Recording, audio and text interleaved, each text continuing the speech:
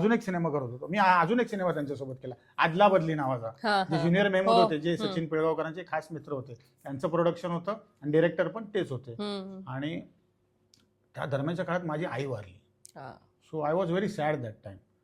तर मग मी ते जुहूला एका बंगलोमध्ये ते शूटिंग होतं आणि मी आतमध्ये जाऊन एकटाच बसलो होतो. हे दोघं मला भेटायला आले, अशोक सराफ आणि सचिन पिळगावकर.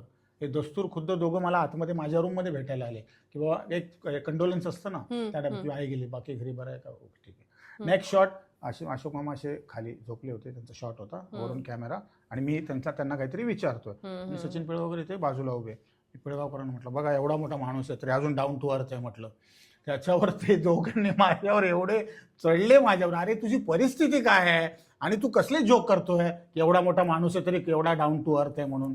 त्याच्यावर त्यांनी माझी परत एकदा मोठी शाळा घेतली. एक सीन होता ते मी त्यांचं ऑलराऊंडर कॅरेक्टर दाखवलं. मी ड्रायव्हर होतो, मी त्यांचा मॅनेजर होतो, मी त्यांचा कुक होतो. मी असं आणून ठेवलं म्हणजे स्प्रिंग अनियन, हे घ्या स्प्रिंग अनियन, लागले तर सांगा आणखी अनियन, हा आणखी अनियन, ए अरे जा रे याला घेऊ हाकला रे इथून. मग तो मामा परत माझ्यावर फार बरसले होते. म्हटलं मामा थोडी शॉर्टमध्ये घ्यायचंय, फक्त मी असं तोंडाला नको बोलूस तू काही. अशा टाईपने अशोक सराफांबरोबर जे काही मी तीन चित्रपट केले. आणि मग काय असतं माहितीये ना, या ज्या छोट्या छोट्या गोष्टी ह्या तुम्हाला ना कुठल्या इंटरव्ह्यूमध्ये ऐकायला मिळणार, ना कुठल्या मासिकात ऐकायला मिळणार आणि ना कधी कुठल्या मोठ्या अवॉर्ड फंक्शनला ऐकायला मिळणार. अशा छोट्या छोट्या गोष्टी मामांकडून मला ऐकायला मिळाल्या आणि खूप मी त्या आत्मसात पण केल्या आणि ती एक माझी खूप मोठी पुंजी आहे असं मी समजतो. इंडस्ट्रीत असे कोणी डिरेक्टर किंवा असं कोणी की जे रागावलेत तुझ्यावर सीन करताना, म्हणजे जेव्हा तुम्ही गिव्ह अँड टेक असतं, तुम्हाला काहीतरी सांगणं असतं, तर तुम्ही कॉमेडियन्सचा बऱ्याचदा एक तो स्वभाव पण असतो, तू म्हणतोस तसं की 25 मारायचा आणि कोणतरी भडकलेत, असं झालंय तुझ्या बाबतीत कधी? नाही, माझ्या बाबतीत असं कधीच नाही झालं. त्याचं कारण असं की मी ऑन दी स्पॉट कधीच काय करत नाही शॉर्ट चालू असताना. हा, कारण मला जे काय करायचं ना ते मी रिहर्सलमध्ये करतो. मला उगाच लोकांना सरप्राईज करायला किंवा इम्प्रेस करायला आवडत नाही. हा, कळलं का? मला इम्प्रेस करायला आवडत नाही. मी जे काय करायचं आहे मला ते मी ऑफकोर्स मी स्क्रिप्ट मधलं कधीच नाही केलं सिनेमात. मी स्क्रिप्ट मधलं कधीच नाही केलं. मी केलं माझ्या मर्जीनेच केलं, पण ते मी रिहर्सलमध्ये आधी करून दाखवलं आणि मग ते मी टेकमध्ये केलं. त्यामुळे तसा प्रसंग माझ्यावर कधी ओढवला नाही. फक्त एकदा असं झालं होतं की मला अमरापूरकर होते, सदाशिव अमरापूरकर. तर माझा ऍक्टिंगचा फॉर्मॅट काय, कॉमेडी, फार्स वगैरे हे, आणि ते होतं रोमॅन्टिक सॉन्ग. ही होती आपली कोरिओग्राफर आपली दीपाली विचारे होती. दीपाली विचारे कोरिओग्राफर होते आणि त्याने एका छोट्या शाळेमध्ये फुल रोमॅन्टिक लाईट केला होता. माझी बायकोचं काम करणारी ती कुठले तरी पुण्याला राहणारी होती आणि मला ते रोमॅन्टिक सॉन्ग जमेच ना, तिला असं जवळ येणं वगैरे, हे असं कधी आयुष्यात केलं. मग त्यांनी घेऊन गेले, अरे विकास काय करतोयस तू? हा, म्हटलं सर नाही सवय नाही तुला. म्हटलं आहे पण ते कॅमेरा समोर नाहीये. म्हटलं चार भिंतीत करणं वेगळं, कॅमेरा समोर एवढ्या लोकांसमोर करणं वेगळं. बघ विकास, याच्यामुळे तुझी इमेज बदलेल, कळलं का? तुला चांगले सिनेमा मिळतील, तू कर बरं. मग त्यांनी थोडंसं मला कानमंत्र दिले, कारण ऑफकोर्स एवढे मोठे विलन आहेत ते बॉलिवूडचे. त्यांनी काही कानमंत्र दिले मला, जे मी आता कॅमेरासमोर नाही सांगू शकत, कळलं का? सो मग त्याच्यानंतर मग मी जरा थोडा रिलॅक्स झालो. बस तेवढाच एक प्रसंग की डिरेक्टर माझ्यावर सिनेमाचा एखादा ओरडलाय. इनफॅक्ट मी आता ते डिजिटल आलेत, पूर्वी रील असायच्या, रील होत्या. मग ती जेवढं ते रिटेक व्हायचे तेव्हा रील तेवढं कॉस्टली असायचं. पण मी काय सांगायचो डिरेक्टरला की ना, माझी शॉट घेताय ना, आता OS आहे मला लागलाय, तर OS नाही तर नका करू, मला मधले ना क्यूज देऊ नका. मी माझे सगळे डायलॉग अख्ख्या सीनचे एकटा घेतो. मग ते मी अख्ख्या सीनचे एकटा डायलॉग घ्यायचो. जो असिस्टंट डायरेक्टर मधले क्यूज वाचतो ना ते मी नाही वाचून द्यायचो. त्याच्यामुळे व्हायचं काय, त्यांची रील वाचायची, त्यामुळे माझा क्लोज लावून ते लोक सोडून द्यायचे. त्यामुळे डिरेक्टर माझ्यावर संतापलेत वगैरे असा प्रसंग कधी नाही आला.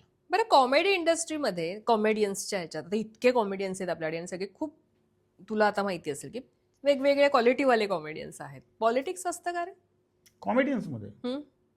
नाही. आणि त्याचा तुला कधी फटका बसलाय का? काम आलंय आणि पटकन मग सांगितलंय नाही आता तुला काहीतरी वेगळं कारण सांगितलं आणि नंतर तुला दिसलं की कोणीतरी दुसरंच तुझ्या जागी ती भूमिका केली आहे त्या आर्टिस्टची? एक ना एशियन पेंट्सची ऍड होती, फार मोठी ऍड होती. हा, त्याच्यात ना माझं कास्टिंग झालं होतं. माझा पासपोर्ट मागवून घेतला, बँड्राला जाऊन मी त्याचं ऑडिशन दिलं होतं आणि त्यातलं जी मुख्य भूमिका होती ती मला मिळाली. हां, आणि मग या तारखेला अमेरिकेला निघायचं. फक्त तिकीट माझं आलं नव्हतं, पण बाकी सगळं विजा करून त्यांचं झालं होतं. आणि मग एक दिवस अचानक मला फोन आला की अरे सर वो प्रोजेक्ट नहीं कर रहे हम लोग. म्हटलं का? पता नहीं, वो कंपनी वालों ने कुछ तो बोल दिया. 1.5 महिन्याने मी ती ॲड टी व्हीला बघितली.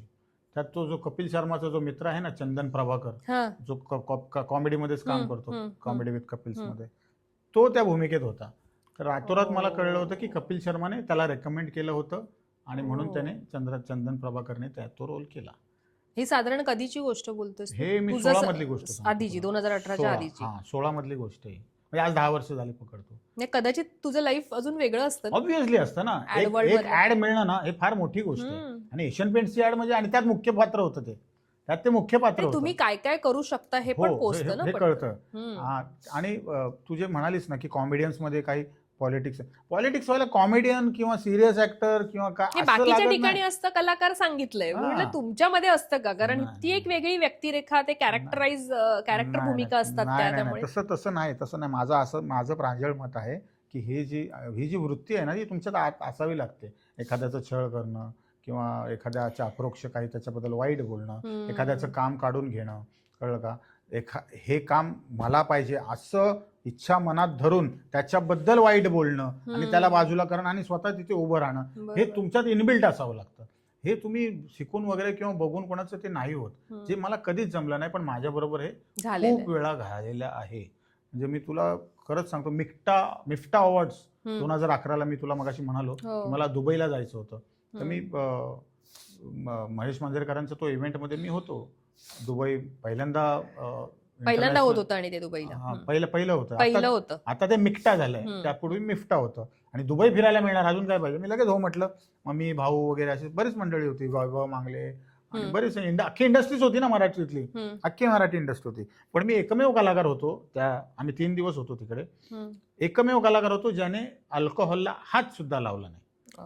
त्या काळात म्हणजे पार्ट्या वगैरे सगळेच करायचे, पण मी एक थेंब. याचं कारण काय होतं की पुढे जाऊन, कारण हा महेश मांजरेकरांचा इव्हेंट आहे आणि तो फिल्मचा बादशाह आहे, बेताज बादशाह आहे, बॉलिवूड गाजवलं, आता मराठी चांगलं करतायत, तर त्यांच्याकडे पुढे काम करायला मिळावं, माझं इम्प्रेशन कोणत्याही प्रकारे खराब होऊ नये, यासाठी मी ही गोष्ट अवलंबली.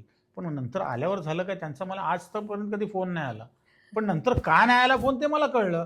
याने जाऊन मागे काहीतरी कानात सांग, त्याने जाऊन मागे काहीतरी कानात सांग, पण त्यांनी स्वतःहून मला कधीच काही अप्रोच केलं नाही की विकास तू असं आहे, एक छोटंसं आहे, करशील का? कधी काही झालंच नाही. सो अशा ज्या वृत्त्या आहेत ना, त्या मला आवडत नाही. त्या वृत्त्या आजही माझ्या समोर येतात बरं का, माझ्याशी हसतात, खेळतात, बोलतात, आणि मला माहिती आहे की ह्याने माझी वाट लावली आहे या पर्टिक्युलर प्रोजेक्टला, हेही मला माहिती असतं, तरी सुद्धा मी त्याला गळा भेट देतो त्याच्या, आणि देवाला हेच म्हणतो की याचं चांगलं होऊ दे, ह्याने जे माझ्याबद्दल केलं ना, त्याने अजून कोणाबद्दल करू नये, हे पण मी बोलतो देवाला. आणि ह्याचं भलं कर, पहिली गोष्ट. माझ्या नंतर कर, पहिलं ह्याचं कर. सो मला नाही फरक पडला त्या सगळ्या वृत्तींचा, खरं सांगतो. I am very happy. I am taking everything positively. प्रत्येक गोष्ट पॉझिटिव्ह घ्यायची सवय माझी. निश्चित. आणि ते घेतलं तर तुमचे. पण तू कधी असं स्वतःहून फोन केलायस आत्ताचे जेवढे मोठे दिग्गज आत्ताच्या काळात कामासाठी डिरेक्टर्सना फोन केलेस? नाही, मी अजून फोन नाही केला की मी आता बरा आहे किंवा मला कामाची गरज आहे, मला काम द्या, असं म्हणून मी अजूनही कोणाला बोललेलो नाही आहे. याचं सिम्पल कारण एवढं आहे की मला आत्ता सध्या कुटुंबाला माझी जास्त गरज आहे, कळलं का? मी जे म्हटलं की 2018मध्ये मी कंप्लीट गेलो होतो, तेव्हा बायकोने संपूर्ण घर सांभाळलं इकॉनॉमिकली. ओके, तिने तिची कामं वाढवली, सगळं तिचं प्रस्थ जमा केलं. आज मुंबईमध्ये ती टॉपची डबिंग आर्टिस्ट आहे, 17 भाषा ती बोलते, आणि 17 भाषा बोलणारी ती एकमेव मुंबईत, याची मला खात्री आहे. म्हणजे मला ज्या भाषांची नावं माहित नाही त्या भाषांमध्ये ती डबिंग करते, आणि तिने इकॉनॉमिकल सगळं सांभाळलं ना. सो आता मी अचानक तिला सांगू शकत नाही की आता मी 1.5 महिना बाहेर चाललोय. पूर्वी वडील होते, वडील 2016मध्ये गेले, वडील होते तोपर्यंत मी 1.5 महिना 2 महिने बाहेर राहायचो सिनेमासाठी. एक बॅग ठेवली की दुसरी उचलायची, दुसऱ्या सिनेमाला जायचं. आता परिस्थिती तशी नाही आहे.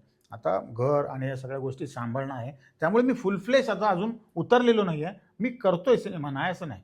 2-3 महिन्यातून एक सिनेमा वगैरे. माझी 2 फिल्म्स रिलीजला तयार आहेत, मी खोटं सांगत नाही. एप्रिलमध्ये मी सिनेमा शूट करतोय. ओके, आणि स्टेजशी पण थोडा बहुत मी आता कनेक्ट होणार आहे पुढच्या महिन्यापासून. सो अगदी थंड असं काही नाहीये, बऱ्यापैकी पोटापाण्यापुरतं चाललेलं आहे आणि पुढे पण चालू राहील. आता मी काही प्रश्न तुला असे घेणार आहे की जे थेट मनातून असतील.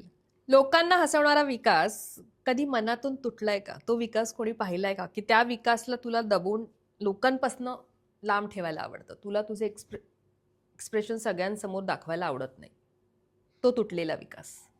हो, बऱ्याच वेळा तुटलोय मी, खूप वेळा तुटलोय.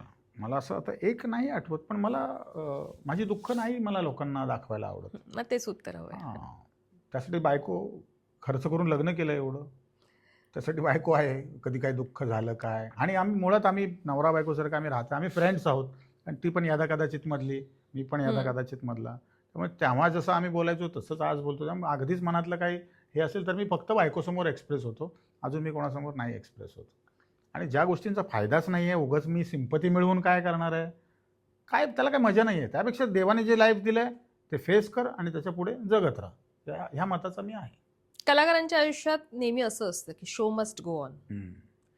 कधी असं झालं एखादा प्रसंग की मनात असंख्य वेदना लपवून तू ऍक्ट करतोयस? मनात कशाला, अगं शारीरिक वेदना होत्या तोंडावर, त्या घेऊन मी प्रयोग केलेला आहे.